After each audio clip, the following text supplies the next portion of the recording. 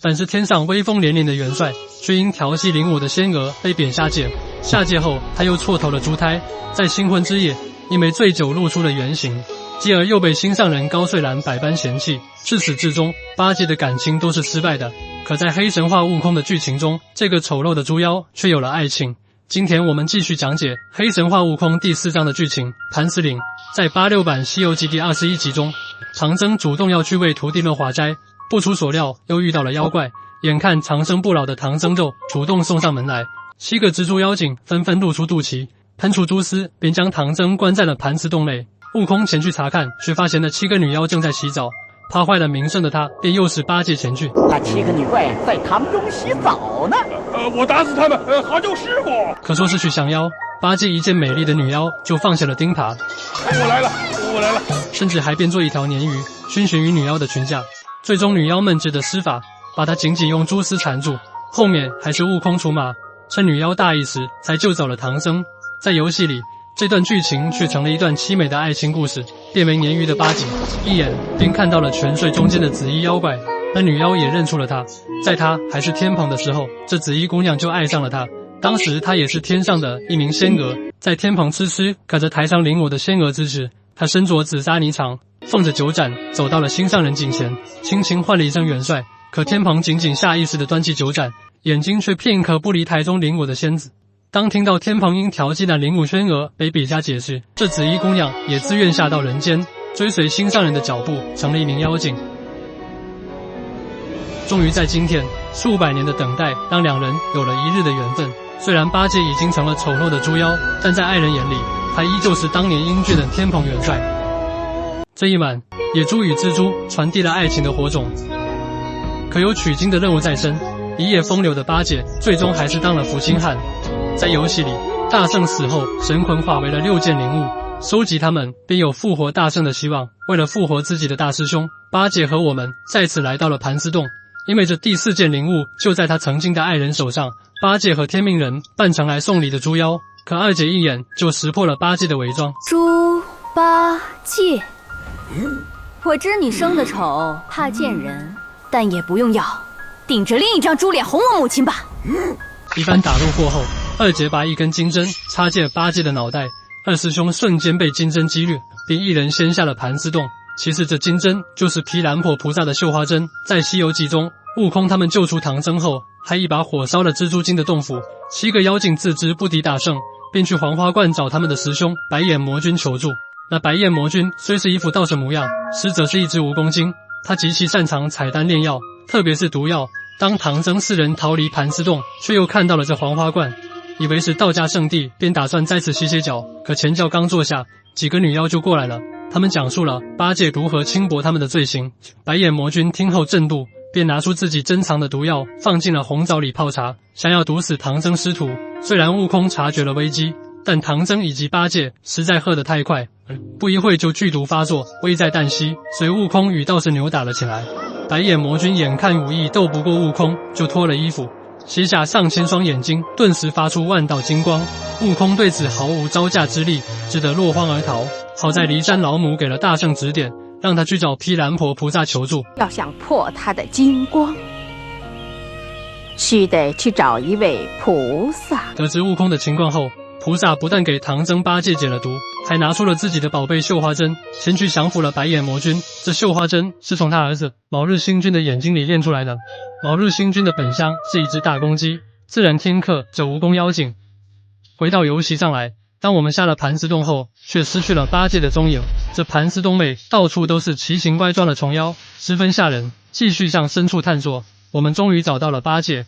此时他身在一座府邸，门上挂着灯笼。从对话中可知，这就是蜘蛛精的老巢。这家的老妇人要成亲了，从妆容可以看出，这就是当年爱上八戒的紫衣姑娘。如今的她早已在等待爱人的时光里失去了青春，能回来就好。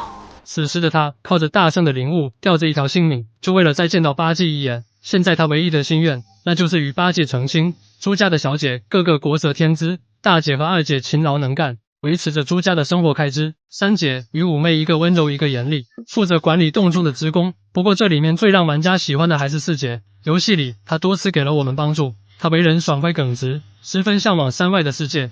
四姐时常会带六妹去山顶遥望外日的山水，给她讲些山外的故事。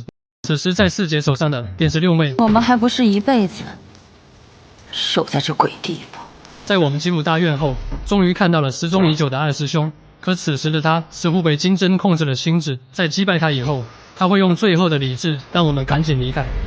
莫管我，快滚！随后便化为一坨黑雾飞走了。当我们再次见到他，发现的正在当年蜘蛛妖精洗澡的浊垢泉里，此时的泉水已然干涸，八戒也完全失去了心智，他的攻击变得异常凶狠。最终在击败他以后，我们之前从右手中拿到的照果镜才让八戒恢复了理智。他从镜子里看到了曾经还是天蓬元帅的自己。其实这个照果镜在一开始就有提及，这本是其他山上的猪妖送给子柱的贺礼，可他在照镜子后便慌了神，随后更是扔了礼物。原因也很明显，他也从镜子里看到了曾经的自己，回忆起了自己的过去。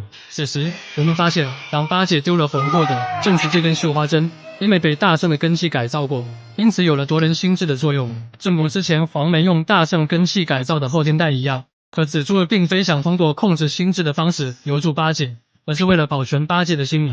白眼魔君这样与他说道：若换我先下手，那蜘蛛你怕是再也见不到了。可刚得到定的安宁，但紫珠兵一张出道又把八戒抓走。当我们再次遇到两人，会看到这样几句对话：老夫老妻的，何必烦那旧账？你莫不是忘了，当年猴子留我下来灭口，是谁最后没舍得对你下手啊？其实在《西游记》原著里面，为了救唐僧，悟空抓到了这7只蜘蛛精，便打算用它们与师傅交换，可白眼魔君却在师妹与长生间选择了后者。于是这7个妖精都被孙悟空打死了。游戏里将这段剧情做了改编，大圣因与魔君缠斗，便领八戒去灭了那7个蜘蛛精。八戒得了师兄的令，拽着钉耙把他们挨个击杀，独剩的最后一个紫珠想起来水中有过恩欢，竟有些下不去手，只得一把住在地上，叫他赶紧逃命去猎这紫珠儿，也就是面前的蜘蛛妖精。没成想，这六妹居然就是八戒那晚与他诞生的孩子。此前就有猪妖和六妹说道：你爹也是头猪，你是我们老朱家的亲戚，可女儿就在眼前，八戒却不敢相认。这小女娃又黑又丑，鬼知道是谁的孽种。一路上只要是和大圣、大傻些关系的，都没一个好下场，更何况自己是他的师弟。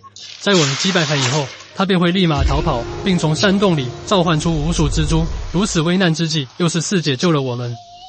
与电视剧一样，最终落败的紫珠儿只得去找师兄帮忙，可为了变得更强，白眼魔君一把夺了紫珠儿体内大圣的根气，这既是为了打败天命人，也是为了让自己摆脱昆仑的控制。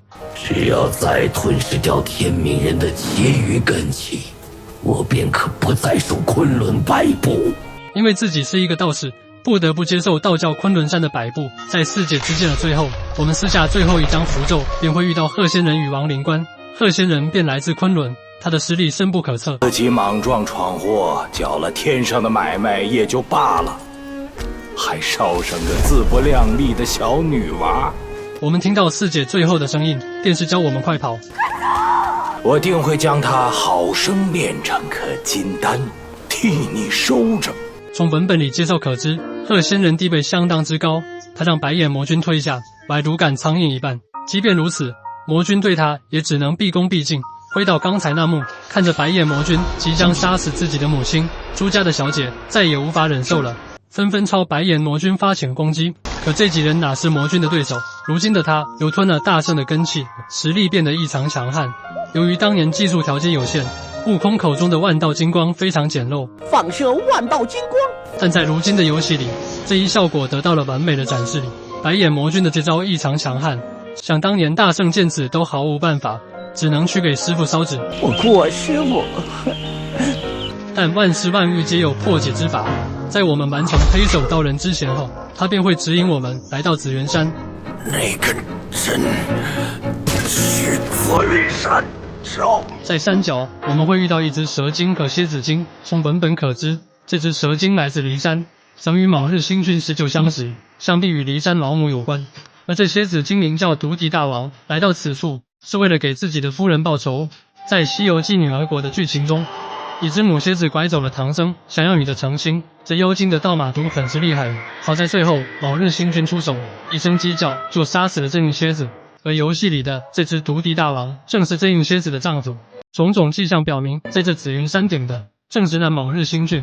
可当我们到达之后，却发现昔日堂堂正正的新君均满身妖气。